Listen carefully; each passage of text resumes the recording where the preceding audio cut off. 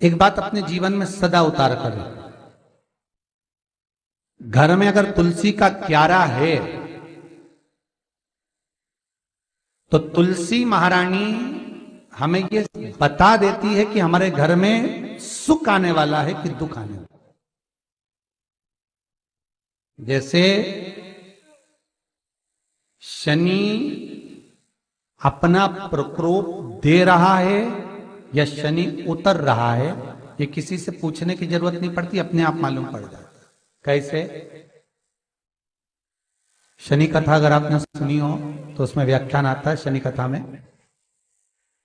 पांव की चप्पल बार बार टूट रही हो, कमर से नीचे जो वस्त्र पहने हो वो फट रहे हो, कहीं पजामा है, धोती है, आदि वस्त्र हैं, कपड़े हैं, वो अपने आप फट, आज के जमाने में तो फटे फटाए पहनते हैं लोग, फैशन। उसकी गारंटी नहीं है, उसका हम वर्णन नहीं कर रहा। हम जब पहनते हम समझ जाते हैं इसको शनि तो ऑलरेडी लगा ही हुआ। जब उनका घुटना घुटनी सब फटा हुआ दिखता है तो उसमें लग जाता है कि शनि पहले से लग गया बापड़ा, उनके पहने से तो मालूम पड़े। शनि का नियम है, शनि कथा कहती है पांव की चप्पल बार बार टूट रही हो, घिस गई हो, बद्दी टूट रही हो, कुछ कर रही हो, और अगर कमर से नीचे जो वस्त्र पहने हो वो अपने आप फट रहे हो, समझ लेना कि शनि पांव से प्रवेश कर रहा, मतलब अपनी प्रखरता शनि दिखा रहा। किसी मंदिर में गए महाराज और वहां जाने पर चप्पल चली गई तो समझ लेना शनि की कुदृष्टि अब पड़ना बंद होना चालू हो गया। कितना सुंदर कहा है महाराज। जूता चप्पल आज के जमाने में तो फैशन हो गई साहब, घर की चप्पल अलग होती है, बाहर की चप्पल अलग होती है। लोग घर में चप्पल किचन तक में पहन के जाते हैं। अरे पानी ले जाओ सियोर से, रसोई घर में लोग चप्पल पहन कर जाते हैं, जहां भगवान का प्रसाद बन रहा है, जहां अन्नपूर्णा निवास कर रही है, और पूछो तो कह किचन की चप्पल है तो माथे पे रख लो। तुम अपनी मां को जरूर देखना है एक बार, वो बूढ़ी मां कितनी बार किचन में चप्पल पहन कर गई, मुझे जरूर फोन कर कर बताना। बूढ़ी मां रसोई घर में आज भी बिना चप्पल के जाती है, और बहुओं की कहीं एड़ी नहीं फट जाए, ठंड नहीं बैठ जाए, इसलिए ये रसोई घर तक में चप्पल पहन कर जाती है। सूर्य नारायण की कथा पढ़ना, शनि महाराज की कथा पढ़ना, और गरुड़ पुराण की कथा पढ़ना, जिन जिन कथाओं का हम व्याख्यान कर रहे हैं उसको पढ़ना जरूर हो। क्या लिखा है? घर के अंदर जब चप्पल जाती है, रोग, बीमारी, कष्ट, तकलीफ चालू हो जाती है। तुमने चप्पल क्यों पहनी? ठंड नहीं बैठ जाए, रोग नहीं बैठ जाए। घर के अंदर उतना बढ़ गया, एक कालीन बिछा दो, एक दरी बिछा दो, मोटा आसन बिछा दो, जिस पर तुम चल लो। जरूरी है कि कई कई लोगों को तो हमने ये भी देखा कि कालीन पर भी चप्पल पहन के चलते, और ब्राह्मणों को भोजन परोस रहा है, गुरुजन को भोजन परोस रहा है, ठाकुर जी की थाली बना रहा है, ठाकुर जी का थाल लगा रहा है, तो भी चप्पल है पांव में। तेरा क्या होगा रे कालिया, क्या होगा? विचार तो करो। देह पड़ी रे जाए यहीं पर,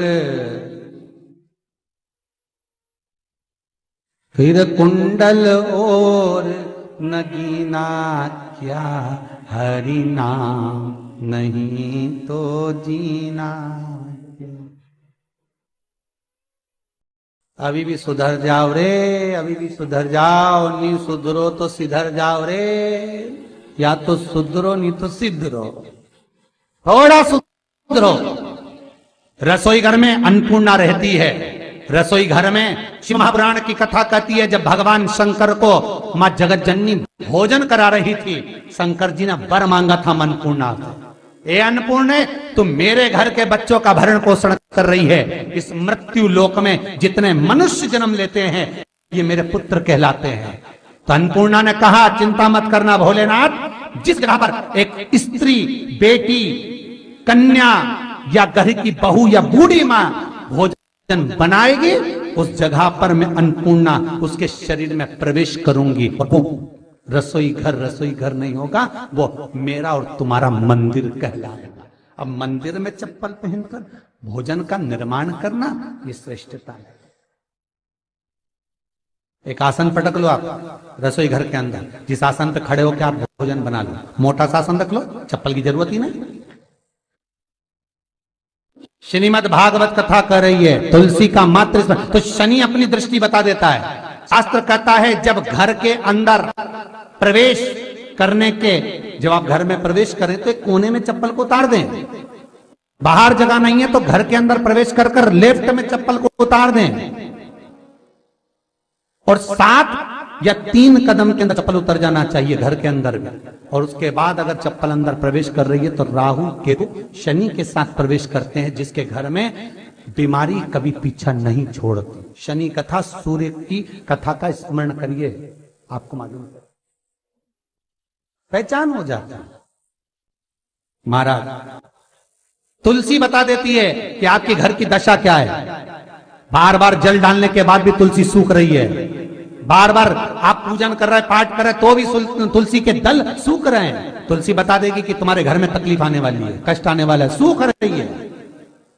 किसी ने जरूर कुछ ना कुछ ऐसा है कि इसमें घर में कुछ तकलीफ आएगी, तुमने लगाया फिर सूखी, फिर लगाया फिर सूखी। तुलसा महारानी बता देती है कि कष्ट है। और जिस गमले की तुलसा घेर घमोर हो, फलित तो हो, आनंद में हो, तो उस घर में फिर दुख नहीं आता, समृद्धि खुद बढ़ती चली। जिन शंकर भगवान को आप जल चढ़ाते हो, जिन ठाकुर जी से आप लाड लड़ाते हो, जिन भगवान कृष्ण का आप स्मरण करते हो, राधा रानी का आप नाम जाप करते हो, जिस परमात्मा का आप भजन कर रहे हो, कीर्तन कर रहे हो, नाम जाप कर रहे हो, नाम स्मरण कर रहे हो, उससे तुम्हारा एक संबंध होना चाहिए, एक रिश्तेदारी होना चाहिए। और उससे जब तुम्हारा कोई संबंध रहेगा, उससे जब तुम्हारी कोई रिश्तेदारी रहेगी, तो उस रिश्तेदारी में जैसे ही आपके प्राण छूटे, और छूटते से ही आप जब गए तो जाते ही आप कहोगे कि कृष्ण से मेरा ये संबंध है, वो मेरा पुत्र, वो मेरा भाई, वो मेरा बेटा, वो मेरा सगा, वो मेरा रिश्तेदार, वो मेरा कुटुंबी, वो मेरा पुत्र।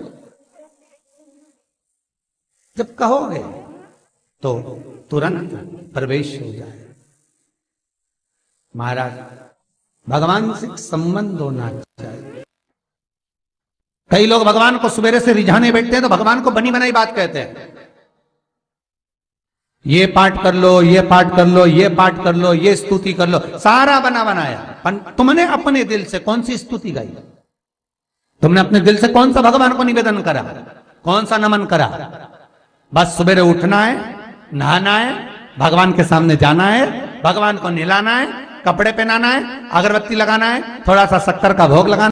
इतने सारे देवी देवता, शंकर जी, राम जी, गणेश जी, सारे देवता, और 2 खुरमा लेके आए, 1 बालूशाही लेके आए, 2 मठरी लेकर आ गए, 1 मठरी लेकर आ गए, और भगवान को इतनी सी कटोरी में रख दी।